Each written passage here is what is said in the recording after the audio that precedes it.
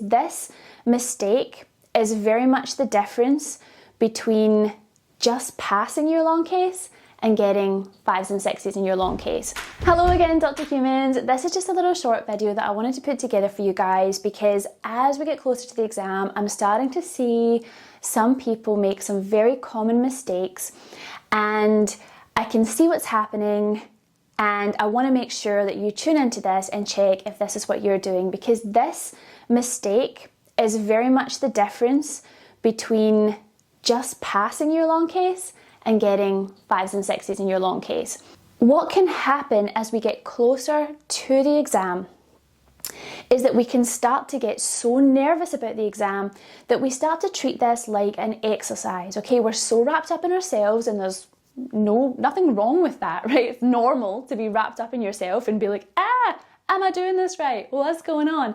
And people are trying to take the history, make sure they cover all the history, bring it all together, get the issues list, think about how they're going to discuss the issues list.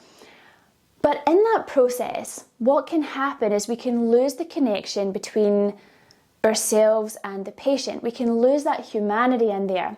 And the truth is that for this long case patient, this is their life. This is their entire life. For you, it's an exam. For them, it's their life. And when we see patients in our clinical practice, they always have a context. They always have a life.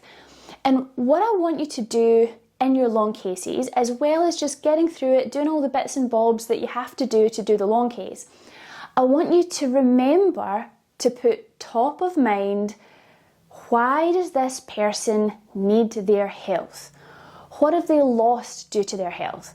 What problems are they facing due to their health? Okay, so we all need health to live life. Okay? Some patients that spend time with their family, spend time with their grandchildren.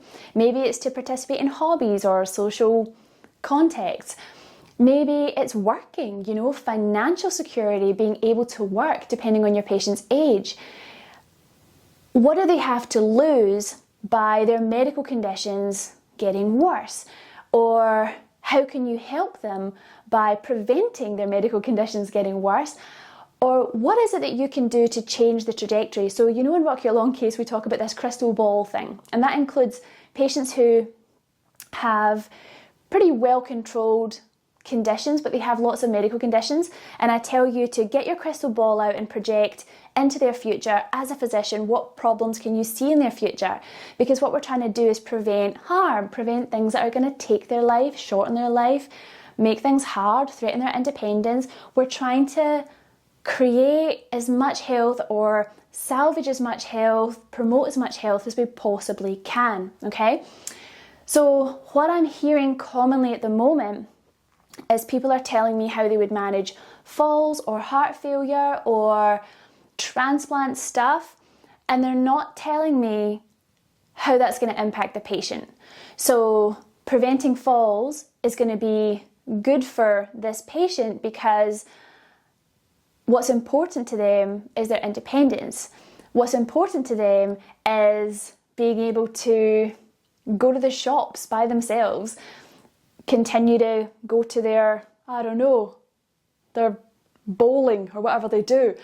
So it's going to be so unique to your long case patient, but what do they need their health for? How is their health, or the remnants of their health, and making that as good as you can, how is that going to improve their quality of life? Okay, so I want you to think about, at the time of your long case, bringing it all together, just have a human moment. Like if you were this patient and you had all these medical conditions, what would you want your doctor to do for you and why? What's important to them? What do they value? What are their struggles and how can we make them better?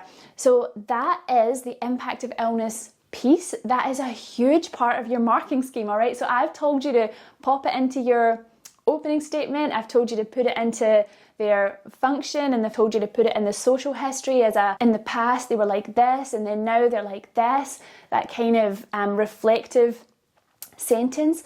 But I also want to see it in your discussion, okay? I want you to think about how whatever management plan you come up with, why that benefits them, or why it's a tricky balance based on what's important to them and what their goals are, Okay, so I just wanted to say that to you because it is something that's coming up right now, and it comes up for a couple of reasons.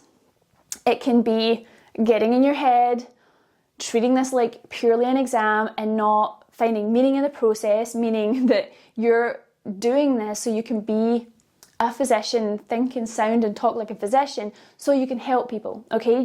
That's the meaning in the process. The other thing that I see coming up is perfectionism, right? People are so focused on what they're saying and whether it's the best version of what they could say, when really that's not actually what's important. Yes, you want to say things to the best of your ability. You want to get it all out your head. You want to get it out in this beautiful structured way. But if you get in your head and think, oh, I should have said such and such, or oh, I should have said such and such, you're going to be driving yourself insane. I just want to give that to you. I want you to make sure, without fail, for the long cases from now until your exam, I want you to make sure that this humanity piece is top of mind. This is on the marking scheme, this is impact of illness, and it's also incredibly beautiful. It is the meaning in the process. It is going to make you the physician that you want to be. It makes you the kind of doctor that you would want to send your family members to, which in my opinion is the goal. It's the goal for all of the doctor humans on planet Earth, right? Be the person that other doctors send their family members to. How do you get there? By really, really caring, okay? If you come across as really caring, it's going to make such a difference. If you can see this patient and meet them where they are and just like take them on that little journey, take them where they need to go to thrive in whatever capacity that is, with whatever health they have left. And if it's not possible for them to thrive in various capacities, understand how that is devastating, right? Understand why that's hard. Understand how that impacts them, how it changes their behaviour. Understand how it all connects, okay? As this person inside, they are a whole person. What do we need health for? We need it to live, right? How are you going to help this person live their life a little bit better? All right, that's me on my soapbox. I didn't even have a script for that. I was just ranting at you for a bit. I hope this is helpful. Any questions, pop them down below. And I hope to see you next time for some high yield learning. Bye. Also, do you love my new microphone? I can sort of like, I'm kind of, oh, maybe I shouldn't bounce. Bouncing's bad. But I can kind of, you know, can sort of, maybe this is not a good thing. Lots of hand action happening.